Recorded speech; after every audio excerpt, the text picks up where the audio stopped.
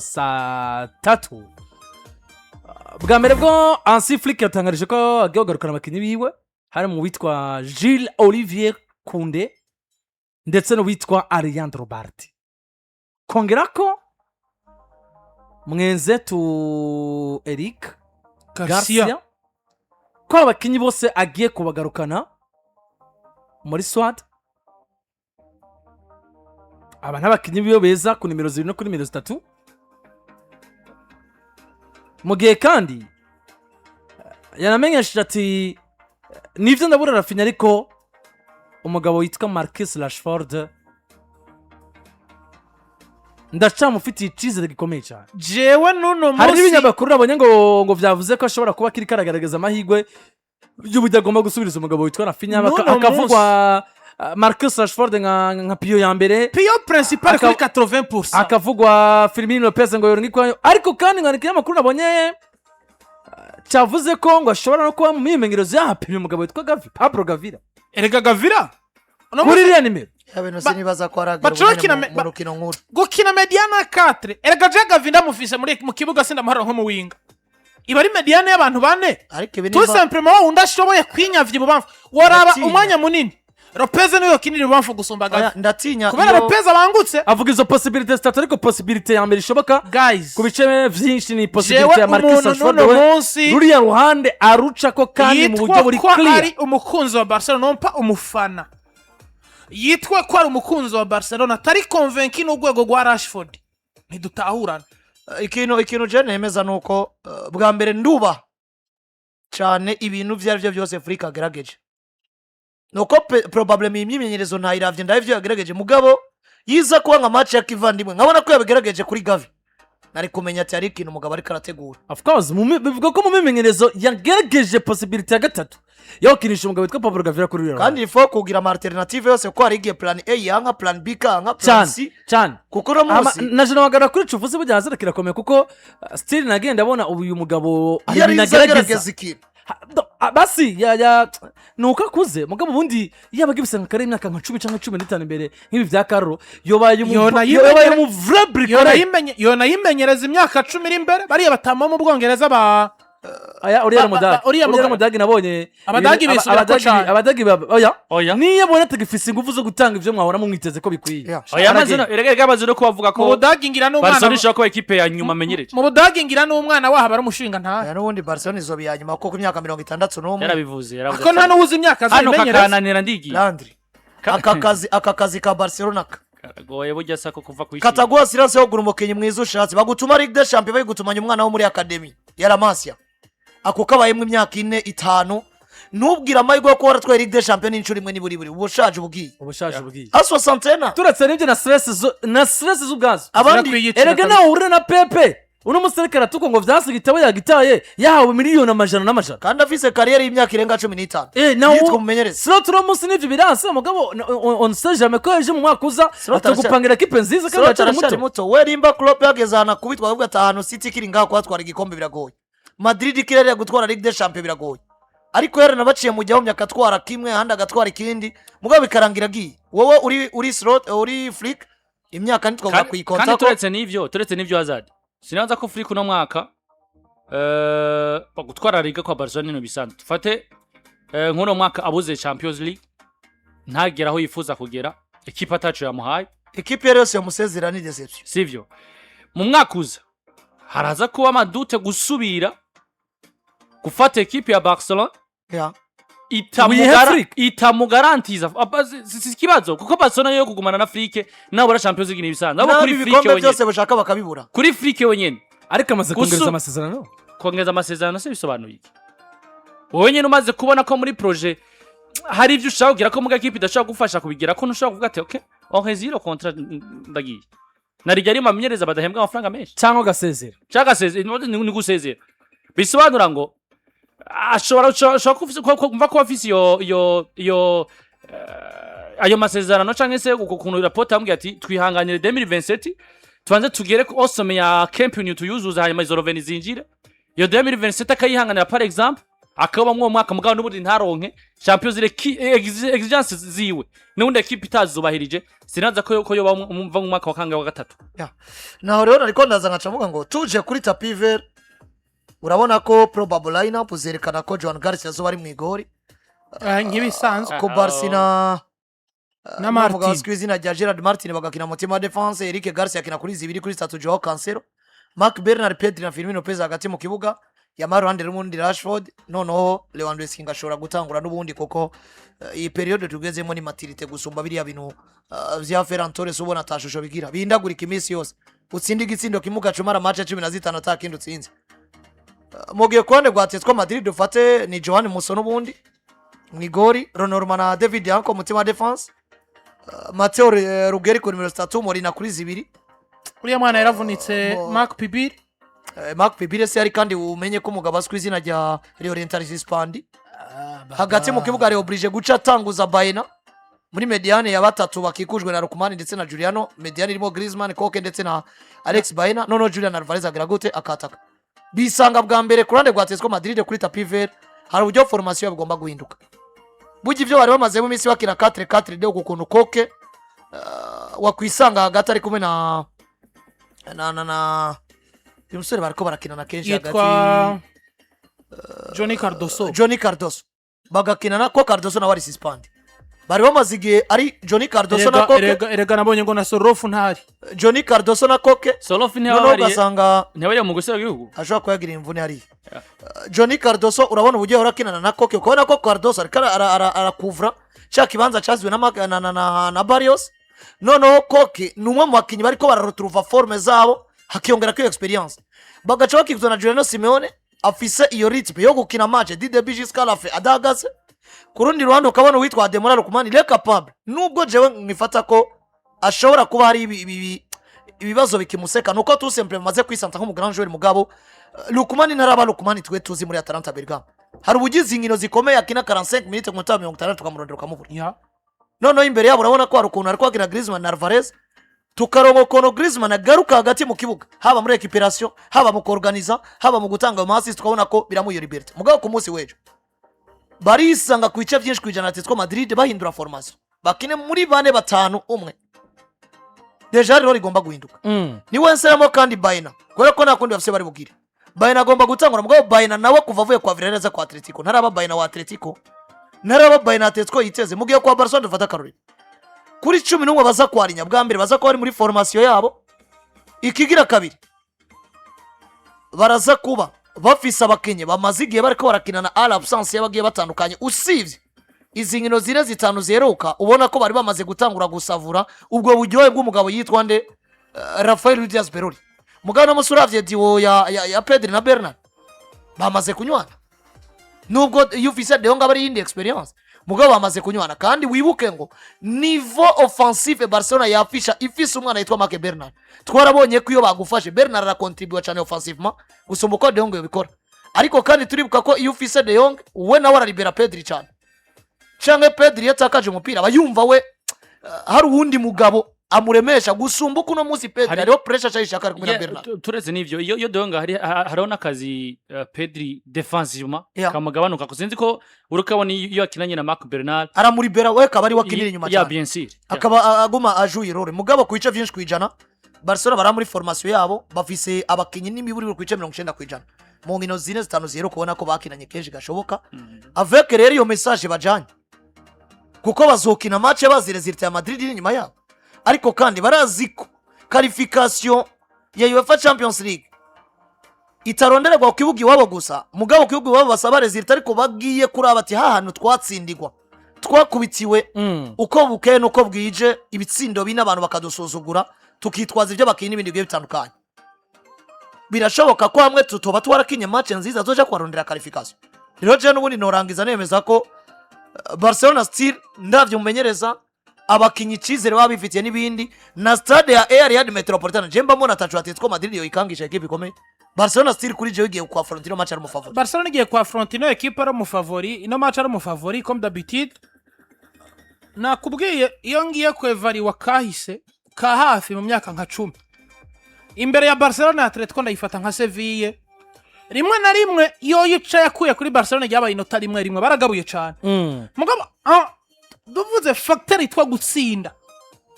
Barcelona iri imbere ivyigwije nka kabiri vy'ivya Atletico de Madrid ifise rero uno munsi Barcelona iri muri carence y'umu grand joueur Raphinha rimwe na rimwe arabakinyi ariko se yobicitwazo gikomeye oya nta apano gikomeye nta n'icitwazo cyo hapa harabakinyi gusa uno munsi umenya ngo arahari ego niyo muza toba mwiza adversaire aza gutrambra koko nta wuzi biri muri we Raphinha rero yaramaze ku create ico gitinyiro kwa Barcelona mugabo jewe namaze kubona ngo equipe yitwa FC Barcelona igihe cyose yabayeho n'igihe ritunze MSN bagifise Messi na Suarez na Neymar yabaye equipe ibintu ikina bishingiye hagati mu kibuga cyane uravye umugabo witwa Andres Iniesta yari Iniesta ari capable kubwira abagenzi biwe ati tugire twime equipe adverse umupira iminota 5 bawiruke ko bawubure hamwe bataye umutwe ducomeke passe kwa Messi cyangwa kwa Neymar igitsindo kiboneke bakabikora bari bafise umukasera ryoshe yitwa Busquets abakasera batanu beza mu myaka 10 irenganye Busquets sino mushira inyuma uraba uno munsi ugasanga iyo filozofi ya Barcelona ntibigeze bayitakaza ahubwo umumenyereza yaje kwenseramo ikintu citwa physique na endurance rero no munsi uraraba umugabo yitwa Pedri Gonzalez ahari we na Marc Bernard nko mwariko murabivuga bamaze kunywana bakina umupira uryoshe bari capable kwima adversaire umupira bagaca bagira nimero 10 imbere yabo ari capable gukina ari capable kurekipera ari capable gutsinda ari capable kwa assist yitwa Firmino Lopez noneho umaze kubona ivyo vyose hakaba ari wamana yitwa Lamine Yamal azingo equipe yanje kwirakina ego kwirakina hakenewe spectacle mpereza umupira ncenge nsinde canke na assist Barcelona no munsi ikisanga Raphinha dahari icitangura kuyumvira ngo igihe Atletico de Madrid badutsinze bakadutsinda 4 tubuze Raphinha na Pedri ni hehe twari kugogwa twabuze umwe nivyo ntawo kubura hari mugabo turazi ngo Barcelona davize Raphinha iragogwa mu bijanye n'umusaruro mugura aboneka ariko Barcelona tagira Pedri organisation y'urukino nikunda rero no munsi nico kintu magaze ngo ngavuga ngo niyo yogombika aba bricolage Atletico de Madrid dafise Llorente nigira Johnny Cardoso bibaye ngombwa kuzana Alex Baena sinzi ngo iyi probable lineup ni azoguma kashaba no kuzana uriya mugabo mu Argentine Nicolas Gonzalez ukabona ngo iyi Atletico de Madrid yamaze gutakaza stability na Juan Molina risanga mu kibuga erega ikibazo byari nuko deja akado probleme na Juan Molina kisera lo successeur wiwe kubwanje akinye match atamu nimero 8 afise akinye nta nimero 8 agira kubera ko ubuze Johnny Cardoso ari absence ya Pablo Barrios même ari absence y'umugabo azwi izina rya Marcos Llorente burya no mu bagabo umuntu yitwa Griezmann no mu bagabo bariko barorosha ibintu mu bijanye no kwataka kuko namuzi twemeranye ugwego gwa Julian Alvarez gwaragabanutse nkuko Alvarez tumuzi ugaca wisanga bidependa ku rugero rw'igwa equipe bien sûr ugaca wisanga bazanye mu winga mwiza do classe mondiale yitwa Julian Alvarez mugabo ariko arasekwa na experience cangwa na championnat yisanze mu buremere bamusaba ibi rero binyereka ngo Barcelona wo wozana yiyizi kwa kinira Barcelona niyo yobaro ni barge kumubwira ati tugiye gukina umupira uziko hagati mu kibuga ariko organize umupira neza Atletico de Madrid nanje ndayifata nka equipe ikomeye ariko ashaka fo bahura na Barcelona bakinyi bose bahari namambana Barcelona no yigira umufavori imbere ya Atletico de Madrid equipe nziza ku mazina nziza totona yo bikina mugabo kugeza ubu twabuze formule yaho bipfira ku mugabo witwa Cholo ya ni itegereza kubi ari umufavori kuko niyo equipe ndavuga equipe Barcelona uvuga ati ubukuru bwabo canke se ya kariti abakinyi babo bafise no mumenyereza ni ibintu chaque match ikonta tuba twitika ko bashaka kuvya exploiter bikaba vyiza mugabo kwa Cholo nko yavuze bona Azad ni equipe ubona ngo ifise abakinyi mugabo n'ubundi utizeye ko za karite z'abakinyi bwa bwiza bw'abakinyi bushobora gutanga umusaruro muri baza kuze exploiter neza imisi yose nako ndavuga muri football cyangwa se mu buzima busanzwe utegereza kwigira kuri esheke ku bihe bibi waciyemo rencontre ya 4-0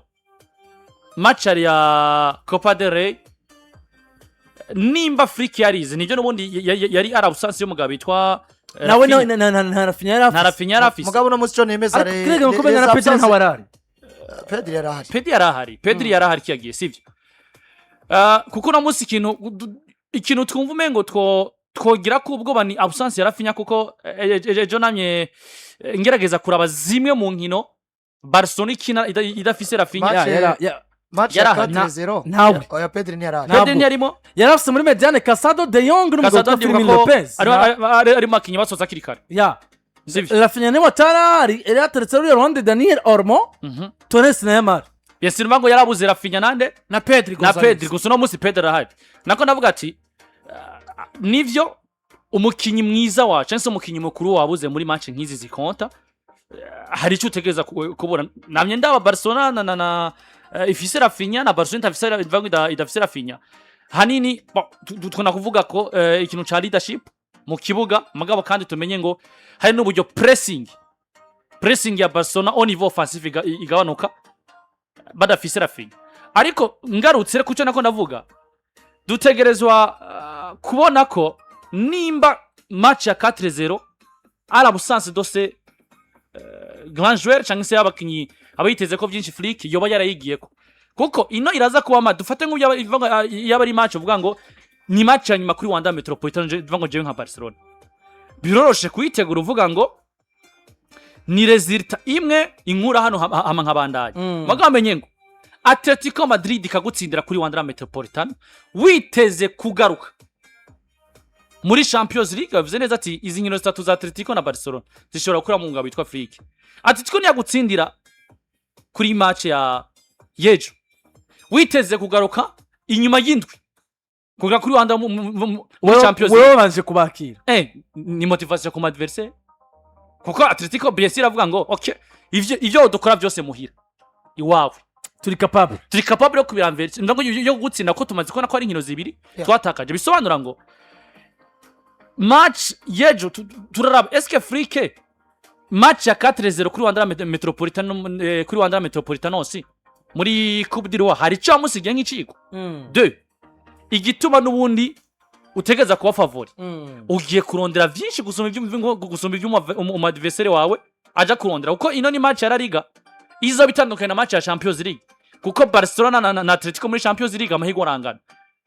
imbago yo kuja kurondera cyo no kwitavansa muri Ligue Champions bariyo anje itandukanye nico nagira mbaze peut-être kumenyereza Transit Freak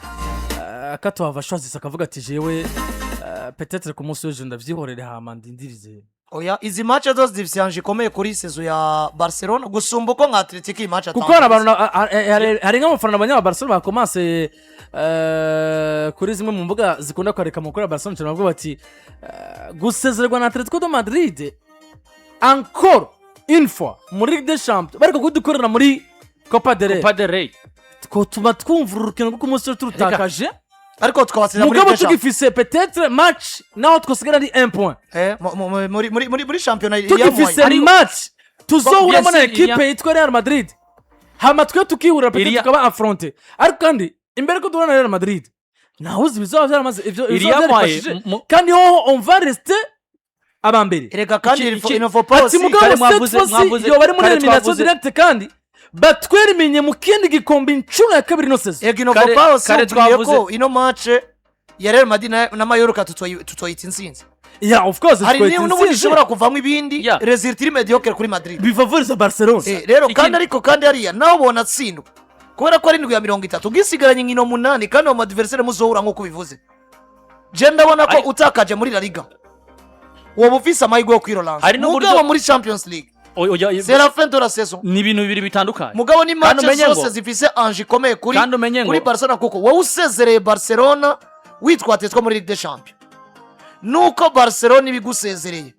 Atletico yo kwakira gusezerwa na Barcelona muri Ligue des Champions gusubuko Barcelona bien sûr nikindi naco menye ngo igituma je ndi kubona ko anje za Atletico muri La Liga zitandukanye zo muri Champions League no musi Pablo Diego Simeone hari ico vyomuvugira yisanze sezerwe muri demi finale za Champions League yatwaye Copa del Rey ariko kandi umenye ngo wowe uri Flick ugatsinda Atletico ku munsi w'ejo kuko twabivuze igihe twabonye Barcelona itakaza inkino yaba ari ekipe nivyo iri kirabura abakinyi mugabo kandi ukabona ngo na motivation mentalma batakaye bisobanura ngo gutsindwa na Atletico muri Liga nivyo ugumura muri dere mugabo hari ikintu bigabanura au niveau mental mu nkino mugiye guhura nico gituma rero Deterrence Flick akeneye gukora progression nziza akeneye gukora saison nziza ndibaza ko kubwanje bihera gutsinda match yo ku munsi w'ejo cyane nguko rero komeza kuri ekipe yitwa FC Barcelona ku munsi w'ejo kuri Riyad Air Metropolitano irakigwa na Atletico ATM